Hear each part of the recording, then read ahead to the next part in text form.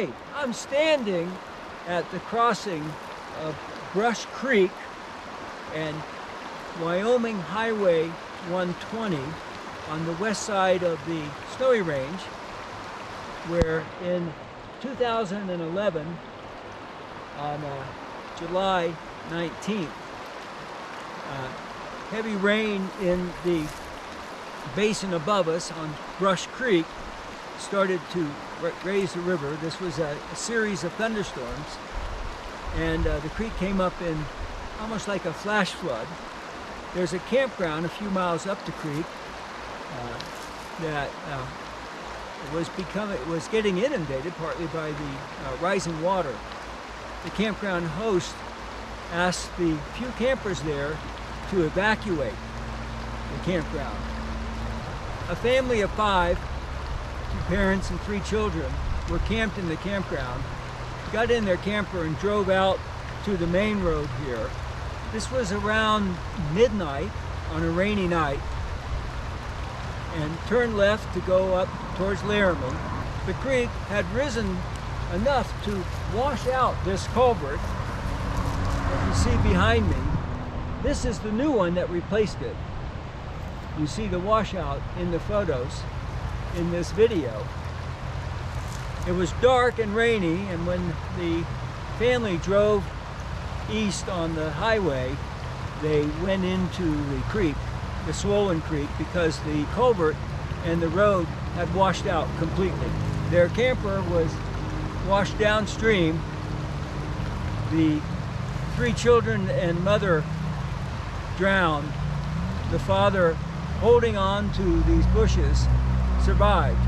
A bit later, an emergency manager from Saratoga was called to come. Apparently there was word of flooding on Brush Creek. He too drove right into the washout, and his vehicle, as you see in the photo, was also washed downstream. He managed to get out. These heavy rain events, including multi-thunderstorms that hit the same place hour after hour, are the main cause of midsummer flash floods here in the Rockies.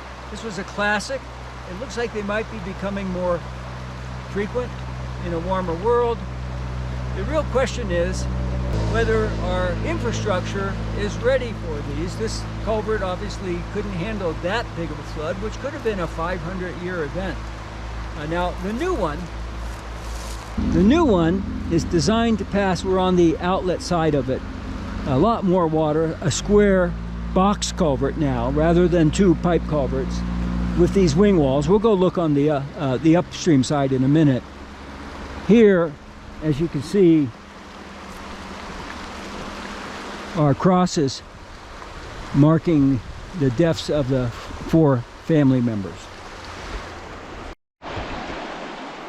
This 20 by 10 foot concrete box culvert, which is put in typically precast, I'm not sure about this one, and then the wing walls are added to it once it's in place, has the particular quality that as a rectangular opening, the bottom is flat and then allows aquatic organisms, fish and other organisms, to move up and down the stream. So not only will this new culvert perhaps it definitely reduce the risk of a washout in the future and future heavy rain events, but it also provides some environmental benefit to the aquatic wildlife.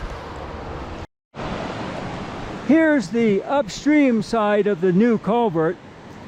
The wing walls extend out to prevent erosion of the roadbed.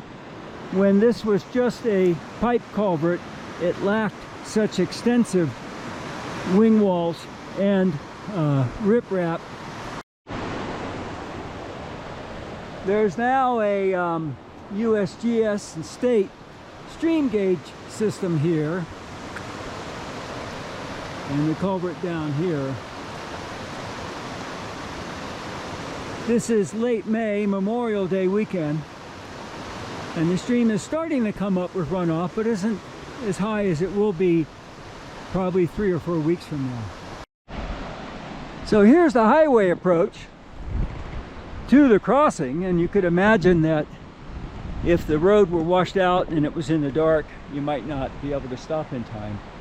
And culvert washouts are something you would expect in a period of more intense precipitations.